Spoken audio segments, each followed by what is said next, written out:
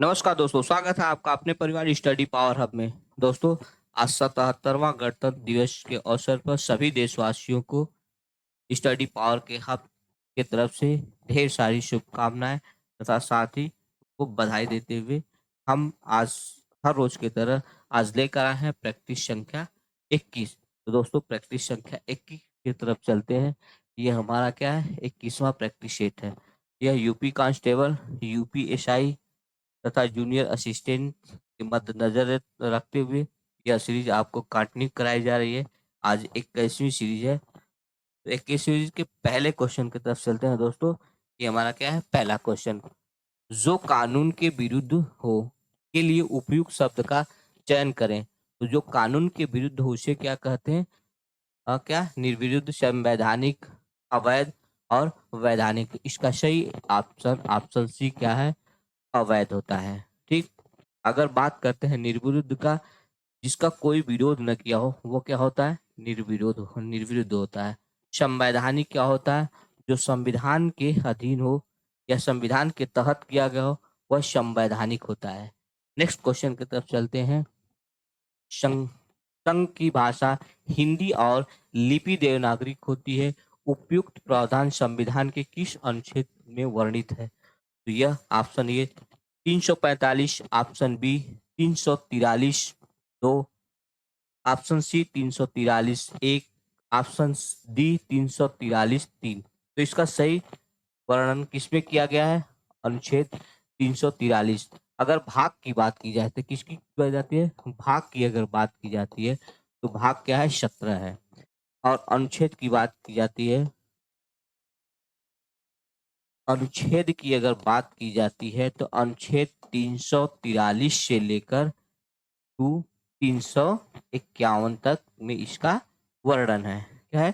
343 से लेकर 351 में इसका वर्णन है। नेक्स्ट क्वेश्चन की तरफ चलते हैं। किताब का कीड़ा होना उपयुक्त अर्थ क्या है? आपको बताना है किताब का कीड़ा होना। बहुत मूल्य वस्तु को नष्ट करने वाला, अनुपयुक्त की जगह रखने वाला, बहुत अधिक पढ़ने वाला, ज्ञान का दुश्मन। तो इसका सही ऑप्शन क्या है? ऑप्शन सी, बहुत अधिक पढ़ने वाले को हम क्या कहते हैं, क्या होना, किताब का कीड़ा होना। नेक्स्ट क्वेश्चन की तरफ चलते हैं। फक फक्तिन खाली स्थान है, का प्रसिद्ध खाली स्थान है, रेखा चित्र है, रिक्त स्थानों की पूर्ति करिए। तो ये क्या है? फक्तिन क्या है? महादेवी प्रसाद वर्मा। का प्रसिद्ध स्मरण क्या है? स्मरण। ठीक। रेखा चित्र, रिक्त स्थानों की पूर्ति, इसका ऑप्शन क्या है? ऑप्शन बी इसका सही है। अब इनके स्मरण की बात करते हैं। क्या है इनका स्मरण? ठीक। महादेवी का प्रसाद का स्मरण क्या है, के बारे में हम क्या जानते हैं, देखते हैं। इनका क्या है स्मरण, क्या है आप लोग जरा बताएं। ठीक। तो इसका स्मरण है अतीत के चलचित्र। क्या है? अतीत, अतीत का चलचित्र, चलचित्र ये इनका स्मरण है। ठीक। नेक्स्ट क्वेश्चन की तरफ चलते हैं। Next question. बिखरे मोती किसका पहला कहानी संग्रह है? तो आपको बताना है यह किसका काव्य संग्रह है। दूधना सिंह का, किशोरी नौटियाल का, सुभद्रा कुमारी चौहान का, बनारसी दास चतुर्वेदी का। इसका सही option option C, Subhadra Kumari Chauhan के द्वारा क्या है, यह कहानी लिखी गई है, यानी कहानी का संग्रह है। सुभद्रा कुमारी चौहान की एक चर्चित कहानी क्या है, आप जरा कमेंट्स करके बताएं। क्या है? वीरों का हो वीरों का कैसा हो बसंत। क्या है? वीरों का कैसा हो बसंत। क्या है? वीरों का कैसा कैसा हो बसंत। ठीक। ये इनकी सुभद्रा कुमार की चर्चित क्या है, कहानी संग्रह है। ठीक। नेक्स्ट क्वेश्चन की तरफ चलते हैं। कई दर्शकगण किस विशेषण का उदाहरण निश्चय, निश्चित परिणाम वाचक विशेषण, निश्चित संख्यावाचक विशेषण, अनिश्चित परिणामवाचक विशेषण, और अनिश्चित संख्यावाचक विशेषण। तो क्या बता रहा है? कई दर्शकगण, ठीक, कई दर्शकगण तो कैसा है? निश्चित है कि अनिश्चित है? तो यहाँ कई गण दर्शक क्या है? अनिश्चित है। तो यह क्या है? ये संख्यावाचक भी है, क्योंकि क्या कई दर्शकगण, तो ये जो गण होता है, ये जो गण होता है यानी गण किसको दर्शाता है? ये संख्या को दर्शाता है। किसको दर्शाता है? संख्या को दर्शाता है। तो ये क्या है? निश्चित संख्यावाचक विशेषण है। नेक्स्ट क्वेश्चन की तरफ चलते हैं। महादेवी वर्मा को उनकी किस कृति पर ज्ञानपीठ पुरस्कार मिला था? भक्तिन, रश्मि, यामा, रश्मि और नीरजा, दोनों के लिए। तो आप बताएं इसका सही आंसर क्या होगा? तो इसका जो सही आंसर है ऑप्शन सी, यामा के लिए क्या हुआ था? यामा के लिए दिया गया था। किसके लिए दिया गया था? यामा के लिए दिया गया था। ठीक, किसके लिए दिया गया था? यामा के लिए गया था। यामा के लिए इन्हें कब दिया गया था? यामा के लिए इन्हें 1982 में इन्हें क्या किया गया था? ज्ञानपीठ पुरस्कार दिया गया था। नेक्स्ट क्वेश्चन की तरफ चलते हैं। राजभाषा प्रगामी प्रयोग की समीक्षार्थ गठित संसदीय राजभाषा समिति की अध्यक्षता कौन करता है? जो राजभाषा है उसकी समिति की अध्यक्षता कौन करता है? भारत के गृह मंत्री, भारत के राष्ट्रपति, भारत के उपराष्ट्रपति या भारत के प्रधानमंत्री? तो इसकी अध्यक्षता कौन करता है?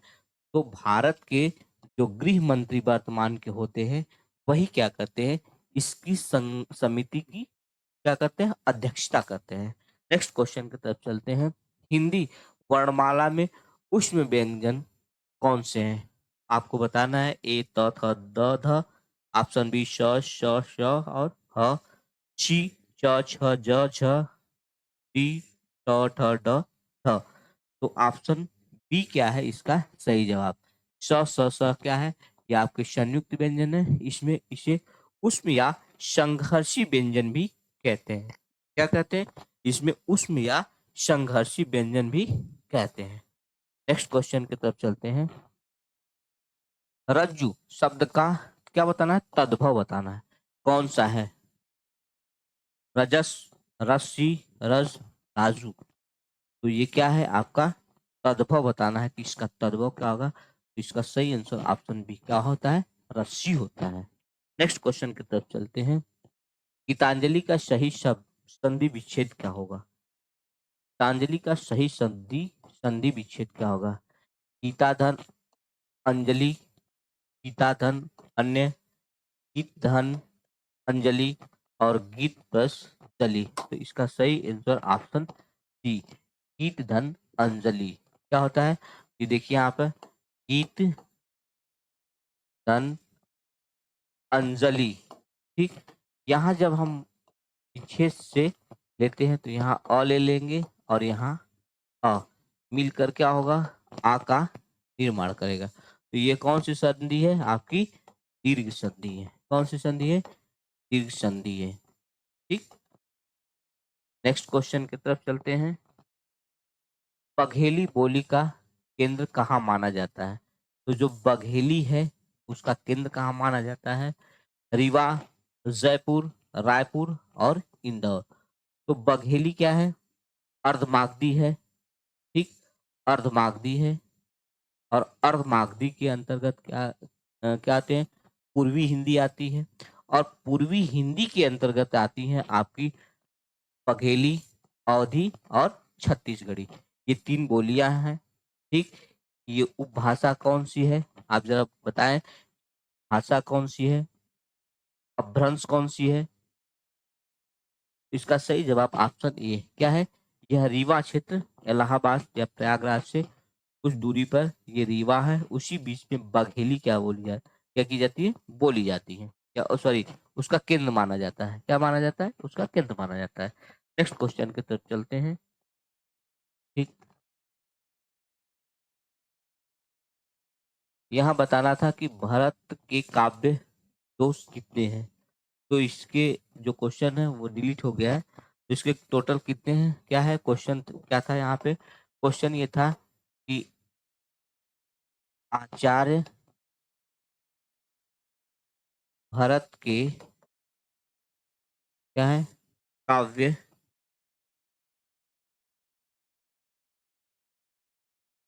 काव्य दोष कितने हैं? दोष कितने हैं?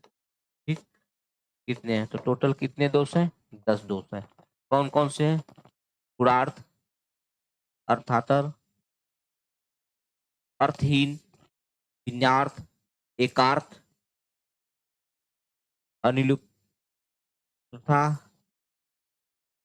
न्युक्तते, विषम, विसंधि और शब्द यचुत। ये आपके 10 क्या है? आचार्य भरत के काव्य दोष है। नेक्स्ट क्वेश्चन की तरफ चलते हैं। अफसोस में नहीं जा सकता है। अफसोस मैं नहीं जा सकता। तो इसमें बताना है कि कौन रेखांकित में कौन सा प्रयोग किया गया है। आपको बताना है कि अव्यय प्रयोग किया गया था। हर्ष सूचक अव्यय, आश्चर्य सूचक अव्यय, शोक सूचक अव्यय और संबंध बोधक सूचक वाक्य अव्यय। तो इसका सही ऑप्शन ऑप्शन डी क्या है? इसका सही जवाब है संबोधन सूचक अव्यय। क्यों? यहाँ पे आपको क्या है? ये संबोधन सूचक क्या है? अव्यय है। ठीक, नेक्स्ट क्वेश्चन की तरफ चलते हैं। नेक्स्ट क्वेश्चन, 10वां हिंदी विश्व सम्मेलन किस वर्ष हुआ था? ठीक, 10वां हिंदी विश्व सम्मेलन किस वर्ष हुआ था?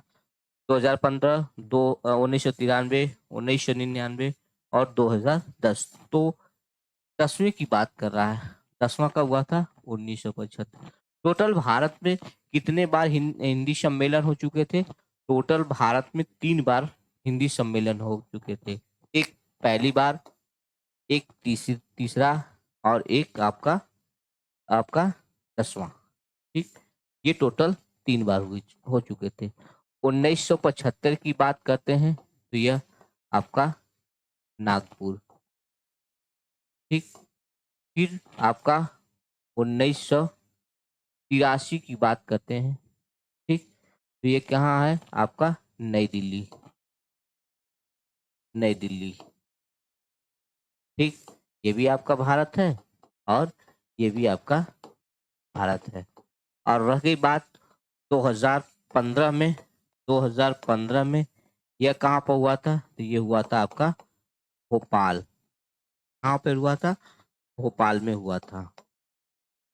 ठीक, ये भी आपका कहाँ है? भारत। तो 3 बार क्या हो चुका था कि ये हो चुका था भारत में। और इसी तरह से 3 बार हो चुका है आपका मॉरिशस। कहाँ हो चुका था? मॉरिशस। ठीक, तो 3 बार अगर मॉरिशस हुआ था तो मॉरिशस कब हुआ था? एक हुआ था 1976 में मॉरिशस, दूसरा। इसके बाद यहाँ पे जाते हैं तो 1993 मॉरिशस में हुआ था। 2018 की बात करें तो ये भी क्या हुआ था? मॉरिशस में हुआ था। तो टोटल 3 बार मॉरिशस में हो चुका है और 3 बार भारत में हो चुका है। यहाँ इसका कुछ विवरण हम आपको दिखाते हैं। ये देखिए, हमने बताया था कि आपका पहला और तीसरा और क्या हुआ? आपका 12 है। हाँ, ये 10वां आपका 15, 83 और 75। ये टोटल कितने? 3 बार भारत में हो चुके। यहीं अगर हम बात करते हैं आपका मॉरिशस की तो आप यहाँ देखिए पोर्ट लुई मॉरिशस 1976। फिर इसके बाद आते हैं मॉरिशस 93 की हमने बात किया था, पोर्ट लुइस मॉरिशस। ठीक, इसके बाद एक और हमने बताया था कि 2015 के बाद 2018 आते हैं तो ये भी कहाँ हुआ था? मॉरिशस में हुआ था। तो 3 बार आप देखिए यहाँ क्या हुआ था? मॉरिशस में हुआ था और 3 बार कहाँ हुआ था? भारत में हुआ था। ये टोटल आपके क्या है? दिए गए हैं विश्व हिंदी सम्मेलन आपको 1975 से 2023 तक ये टोटल 12 हुए हैं। इसी में से क्वेश्चन बनता है, कभी 7वें को पूछ देता है तो कभी 5वें की बात करता है, कभी आपको चौथा पूछ देगा तो कहीं 8वां पूछ देगा। इस तरह से क्या होते हैं? क्वेश्चन हमेशा पूछे जाते हैं। नेक्स्ट क्वेश्चन की तरफ चलते हैं। इनमें से किस वाक्य में कर्मवाच्य है? तो कर्मवाच्य है ऑप्शन ए आपको बताना है महेश पुस्तक पढ़ेगा, बी महेश पुस्तक पढ़ रहा है, सी महेश के द्वारा पुस्तक पढ़ी गई, ऑप्शन डी महेश ने पुस्तक पढ़ी। तो इसका जो सही आंसर है ऑप्शन क्या है, ऑप्शन क्या है, सी है। क्या है, महेश के द्वारा पुस्तक पढ़ी गई। ठीक, अब यहाँ पे देखते हैं इसमें क्या होता है कि कर्म क्या होता है, कर्म प्रधान होता है और कर्ता यहाँ पे कुछ नहीं होता है। ठीक, लेकिन यहाँ क्रिया क्रिया इसके लिंग के आधार या वचन पर आधारित होती है। नेक्स्ट क्वेश्चन की बात करते हैं, इनमें से कौन सा शब्द हिंदी संस्कृत उपसर्ग के निर्मित शब्द का रूप है। तो पहला बेइज्जत, अपवाद, बिल्कुल, नादान। तो इसका जो सही जवाब है क्या, अपवाद। ठीक, क्या है, अपवाद। यह एक उपसर्ग है। क्या उपसर्ग, अप क्या होता है, यह एक प्रकार का क्या है, उपसर्ग है। ठीक, ये हिंदी और संस्कृत दोनों में ही क्या किया जाता है, प्रयोग किया जाता है। नेक्स्ट क्वेश्चन की तरफ चलते हैं, इनमें से कौन सा शब्द ताल का अर्थ नहीं है। ठीक, तो ताल का अर्थ नहीं है, ताड़ का वृक्ष, ये भी सही है। झील, ताल या तालाब, झील का भी सही है। संगीत का ताल, ये भी सही है। लेकिन चाबी क्या है, इसका अर्थ नहीं है। तो ऑप्शन डी क्या है, नहीं के बारे में पूछा है। यहाँ पे क्या है, इसका अर्थ नहीं है, तो नहीं के बारे में पूछा है, तो ऑप्शन डी इसका सही जवाब है। नेक्स्ट क्वेश्चन की तरफ चलते हैं, राजभाषा आयोग का गठन किसकी अध्यक्षता में किया गया।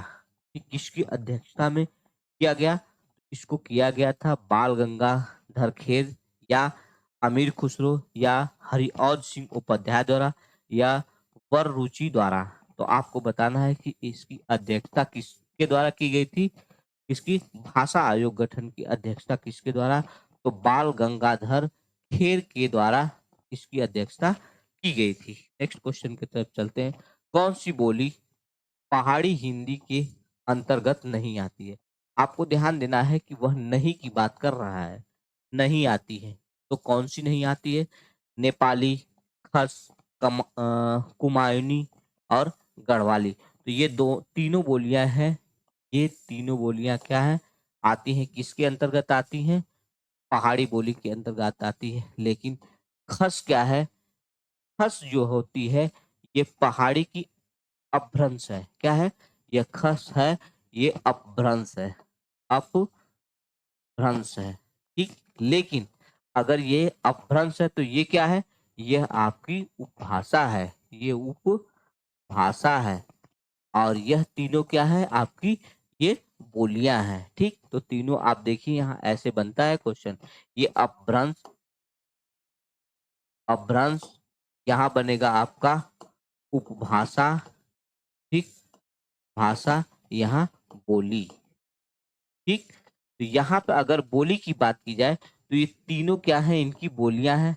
और यही अगर उपभाषा की बात की जाए तो ये क्या है, पहाड़ी, पहाड़ी हिंदी, या आपकी क्या है, आपकी यह उपभाषा है। और यहीं पे खस क्या है आपका, ये आपका अपभ्रंश है। ठीक, इतना समझ में आया, क्योंकि यह क्वेश्चन इन तीनों पर आधारित है, कभी भी पूछ सकता है कि बताइए कि अपभ्रंश इसमें से कौन सा है। ठीक, अप हाँ ठीक, अपभ्रंश, अपभ्रंश होता है, क्या होता है, अपभ्रंश होता है। ठीक, तो यहाँ पे क्या होता है, अपभ्रंश,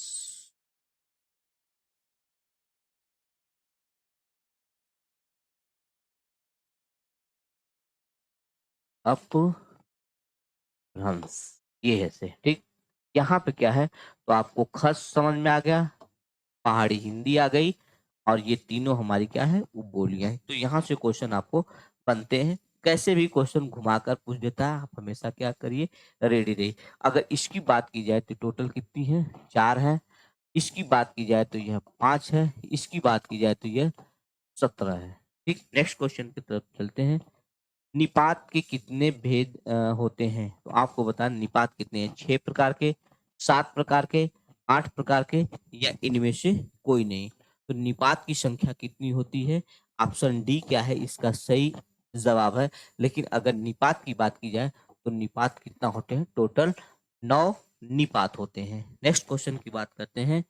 उस काल हाँ उस काले हाँ उस काले मारे क्रोध के तन कापे उसका लगा, मानो हवा के वेग से सोता हुआ सागर जगा। यह एक अलंकार की पंक्ति है। आपको बताना है कि यह यमक अलंकार है या उत्प्रेक्षा अलंकार है या शेष अलंकार है या उपमा अलंकार है। तो इन चार ऑप्शन में आपको बताना है कि यह कौन सा अलंकार है। तो यह कौन सा उपमा अलंकार है। यह उपमा अलंकार को पकड़ने का एक ट्रिक है, जिसमें मन मानो, मन हूँ, जानो, जन हूँ, अगर शब्द मिलते हैं, जैसे यह शब्द है मानो, तो हम जैसे ही इन शब्दों को देखेंगे तुरंत हम उत्प्रेक्षा अलंकार की तरफ चले जाएंगे। ठीक, क्या है? मन हूँ मानो, जन हूँ जानो। तो मानो आपको दिख रहा है, तो ये क्या है? ऑप्शन बी उत्प्रेक्षा अलंकार है। पकड़ने का ट्रिक है। हाँ, गोरी सोवे सेज पर, मुख पर तारे केश, किस प्रसिद्ध किसका प्रसिद्ध कथन है? आपको बताना है। विद्यापति का, अमीर खुसरो का, सगनी का या चंद्रबरदाई की। आपको बताना है कि यह किसका है। आप जरा कमेंट्स करके बताइए कि यह किसका है। यह अमीर खुसरो की है। किसकी है? क्या है? अमीर खुसरो की। तो यह अमीर खुसरो है, इनके गुरु निजामुद्दीन औलिया इनके क्या थे? गुरु थे। उनकी मृत्यु के बाद अमीर खुसरो ने ही यह कहा था कि गोरी सोवे सेज पर, मुख पर डाले केस। उनकी मृत्यु के बाद इस पंक्ति को क्या किया गया था? लिखा गया था। ठीक। नेक्स्ट क्वेश्चन, किसके? अमीर खुसरो के गुरु निजामुद्दीन औलिया की मृत्यु के बाद यह लाइन लिखी गई थी। नेक्स्ट क्वेश्चन की तरफ चलते हैं।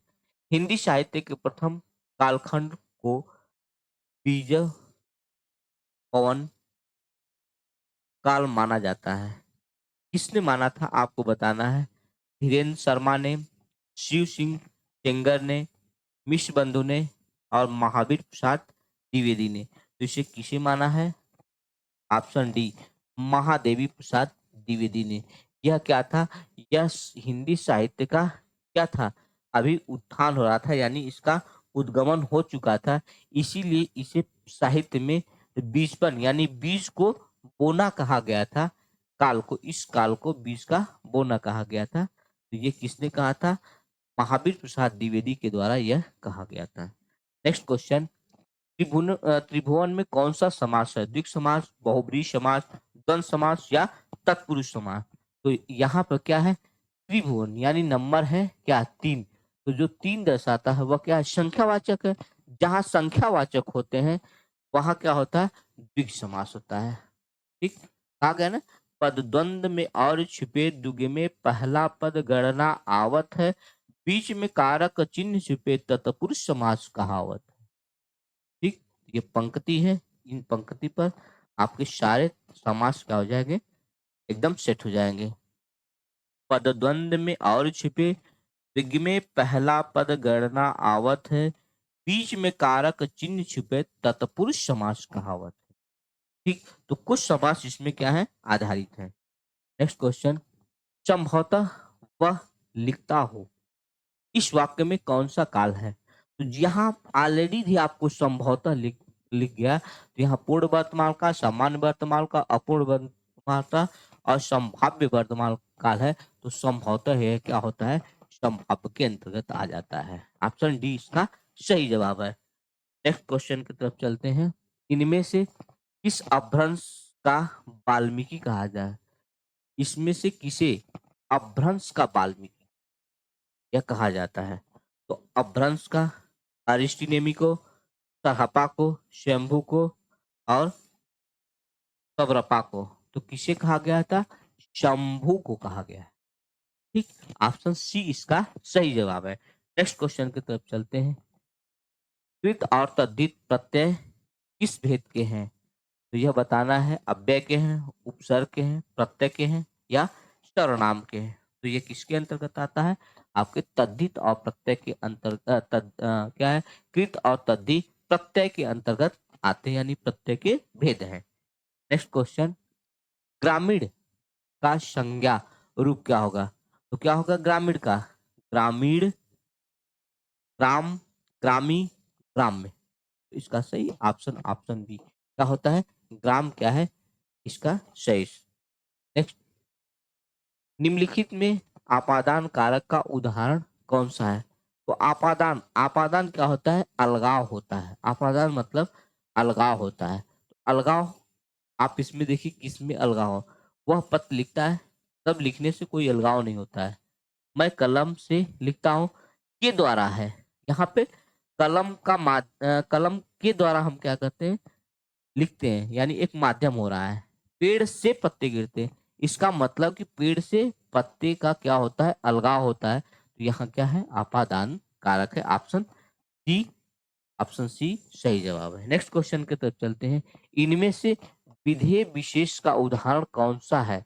तो विधेय विशेषण का उदाहरण आपको बताना है, मेरा लड़का आलसी है, मेरा घोड़ा काला है, बैरागियों का यह संसार मिथ्या प्रतीक होता है। उपयुक्त में से सभी क्या है, विशेष विशेषण है, विधेय विशेषण है। तो ऑप्शन डी उपयुक्त क्या है, ये विधेय विशेषण है। नेक्स्ट क्वेश्चन की तरफ चलते हैं, अपने सहारे पर रहने वाले के लिए एक शब्द क्या कहलाता है, या क्या कहते हैं? स्वावलंबी, बलिष्ठ, आत्मघाती या आत्मविश्वासी? ठीक, तो इसका सही आंसर ऑप्शन ए क्या है, थे स्वावलंबी। ठीक, जिसके पास अधिक बल हो वो बलिष्ठ कहलाता है। ठीक, आत्मविश्वास, जिसमें खुद का विश्वास हो वह आत्मविश्वासी कहलाता है। और अपने सहारे रहने वाले को क्या कहते हैं, स्वावलंबी कहते हैं। नेक्स्ट क्वेश्चन की तरफ चलते हैं, इनमें से अपेक्षा, अपेक्षा के संपादक कौन है? एन सिंह, एन सिंह, ए सिंह, शिवराज सिंह, बेचैन या राजेंद्र यादव? तो अपेक्षा के संपादक कौन है? तेज सिंह है अपेक्षा के संपादक। नेक्स्ट क्वेश्चन की तरफ चलते हैं, अनुनासिक स्वरों का उच्चारण स्थल कौन सा होता है?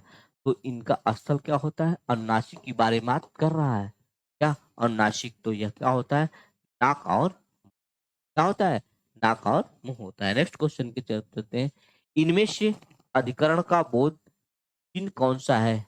अधिकरण में क्या होता है, अधिकरण में होता है यह कारक के बारे में, अधिकरण कारक होता है, तो यहाँ पे में होता है अधिकरण। तो ऑप्शन क्या होगा, ऑप्शन बी इसका सही जवाब है। ऑप्शन क्या है, बी, अधिकरण में या एक होता है, में के साथ साथ इसमें पर का भी प्रयोग करते हैं। ठीक, तो यह क्या होता है, अधिकरण, कर्ता ने कर्म को करण से, ठीक, ताके नी, ठीक, इस तरह के होते हैं। तो यहाँ पर में और पर अधिकरण का है। नेक्स्ट क्वेश्चन की तरफ चलते हैं, उप विराम का प्रयोग इनमें से किस वाक्य में हुआ है? तो आपको बताना है, जो उप विराम होता है इनमें किस में प्रयोग होता है?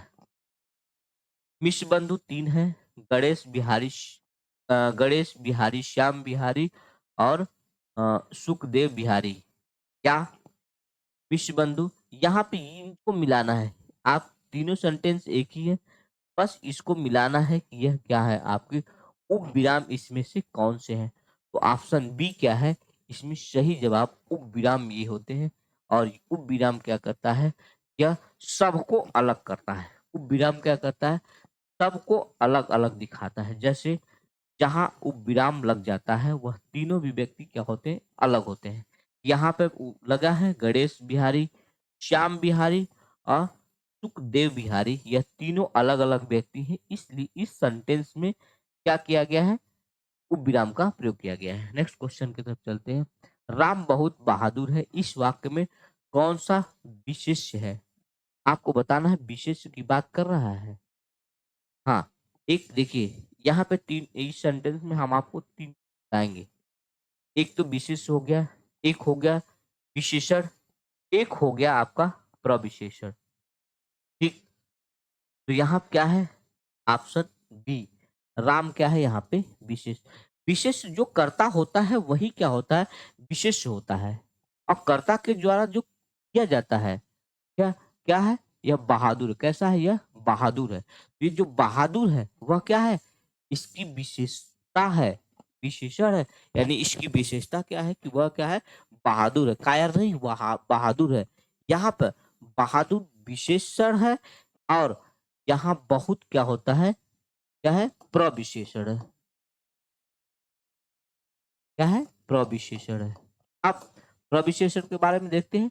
जो किसकी विशेषता बताता है? विशेषण की विशेषता बतलाता है, उसे क्या कहते हैं? प्रविशेषण कहते हैं। जैसे एग्जाम्पल दे दें, मोहन। मोहन क्या करता है? बहुत तेज दौड़ता है। क्या करता है?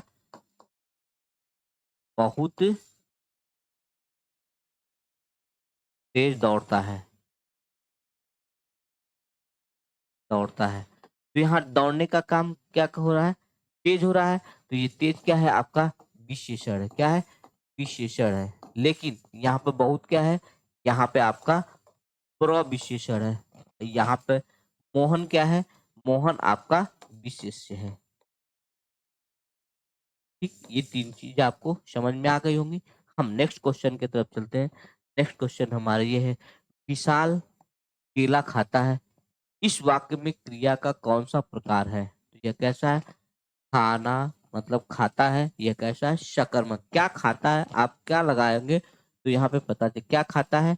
केला खाता है। इसका मतलब कि यह क्या है? क्रिया सकर्मक होती है। जिसका उत्तर मुझे मिल जाता है वह क्या होती है? सकर्मक क्रिया। ऑप्शन बी इसका सही जवाब है। नेक्स्ट क्वेश्चन की तरफ चलते हैं। द्रुत द्रुत विलंबित में गणों का क्रम क्या होगा?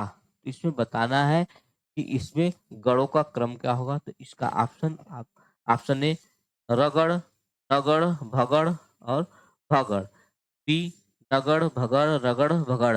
ऑप्शन सी नगड़, भगड़, भगड़ और रगड़। तो ऑप्शन डी क्या है? इसका सही जवाब है। ठीक, ऑप्शन डी क्या है? ये तीनों ही क्या है? गलत है। नेक्स्ट क्वेश्चन की तरफ चलते हैं। संतोष महाधन है। ठीक, अब रेखांकित शब्द का सटीक विलोम क्या होगा? ठीक, तो संतोष का क्या होता है कि आपको रेखांकित होना चाहिए। यह रेखांकित का आपको बताना है कि विलोम क्या होगा। तो इसका विलोम क्या होगा? असंतोष क्या होगा? इसका विलोम हो गया। संतोष का क्या होता है? असंतोष। तो दोस्तों आज 40 डेली हर रोज की तरह ये 40 क्वेश्चनों की सीरीज चलाई जाती है। तो कमेंट्स करके बताइएगा आप लोग कि ये सीरीज आपको कैसी लगी। ये 40 क्वेश्चनों की डेली सीरीज कराई जाती है। तो ये आज 26 जनवरी के शुभ अवसर पर ये हमारी 21वीं सीरीज रही। तो दोस्तों फिर मिलते हैं किसी नेक्स्ट वीडियो में।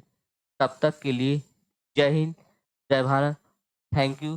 देखने के लिए बहुत बहुत धन्यवाद। दोस्तों इसी तरह आप मुझे क्या कीजिए, प्यार बनाए रखिए। जय हिंद, जय भारत।